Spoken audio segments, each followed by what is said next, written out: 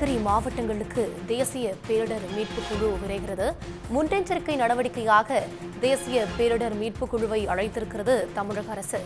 கனமழை பெய்ய வாய்ப்புள்ளதை அடுத்து தேசிய பேரிடர் மீட்புக் குழுவை கோவை நீலகிரிக்கு விரைய செய்திருக்கிறது தமிழக அரசு. கோவை நீலகிரி மாவட்டங்களில் மழையால் பாதிப்புக்குள்ளாகும் பகுதிகள் ஏற்கனவே கண்டறியப்பட்டிருக்கின்றன. மேலும் தகவல்களை செய்தியாளர் கண்ணனிடம் கேட்டு பெறலாம். கண்ணன், கூடுதல் தகவல்கள். கோவை நீலகிரி மாவட்டங்களை பொறுத்தவரையில் கடந்த சில நாட்களாக கனமழையானது தொடர்ந்து பெய்து வருகிறது. நீலகிரி மாவட்டத்தை பொறுத்தவரை அந்த மேற்கு தொடர்ச்சி மலையை ஒட்டி உள்ளதால் அங்கேயும் கனமழை பெய்து வருகிறது. தற்போது கோவை மாவட்டத்திற்கும் கனமழை பெய்யும் என்று எச்சரிக்கையானது விடுக்கப்பட்டுள்ள நிலையில் கோவை நீலகிரி மாவட்டத்தில் முன்னெச்சரிக்கை நடவடிக்கையாக தேசிய பேரிடர் மீட்பு படையை நிலைநிறுத்த வேண்டும் என்று தமிழ்நாடு அரசானது கோரிக்கை விடுத்திருந்தது.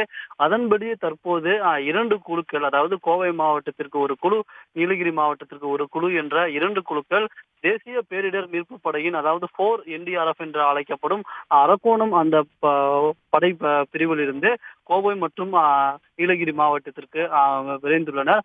குறிப்பாக கூற வேண்டும் என்றால், இந்த மழை தொடங்கியதிலிருந்தே தமிழ்நாடு அரசின் தமிழ்நாடு பேரிடர் மீட்பு படையானது கோவை மற்றும் நீலகிரி மாவட்டத்தில் தொடர்ந்து அங்கேதான் முகாமிட்டு அங்கு மீட்பு பணிகளை மேற்கொண்டு வருகின்றன. இந்நிலையில் அதிக கனமழை அந்த 2 மாவட்டத்தில் பெய்ய வாய்ப்பு உள்ளதால் காரணத்தினால் தேசிய பேரிடர் மீட்பு படை முன்னெச்சரிக்கையாக நிறுத்தி வைக்க வேண்டும் என்று தமிழ்நாடு அரசு முடிவெடுத்து அதற்கான கோரிக்கையும் பேரிடர் மேலாண்மை துறையான தேசிய பேரிடர் மீட்பு படைக்கு அனுப்பியிருந்தது. அதன்படி அந்த பேரிடர் மீட்பு படையானது 2 குழுக்களை தமிழ்நாடு அரசுக்கு ஒதுக்கியுள்ளது.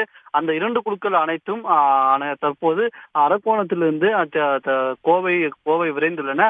விரைவில் அந்த பகுதிகளில் கோவை மற்றும் நீலகிரியில் இடைநிறுத்தப்பட்டு ஏதாவது மழை காரணமாக பாதிப்பு ஏற்பட்டால் உடனடியாக மீட்பு பணிகளை மேற்கொள்ள அந்த 2 குழுக்களும் பயன்படுத்தப்படுவார்கள் என்று தமிழ்நாடு அரசு சார்பில் தெரிவிக்கப்பட்டுள்ளது.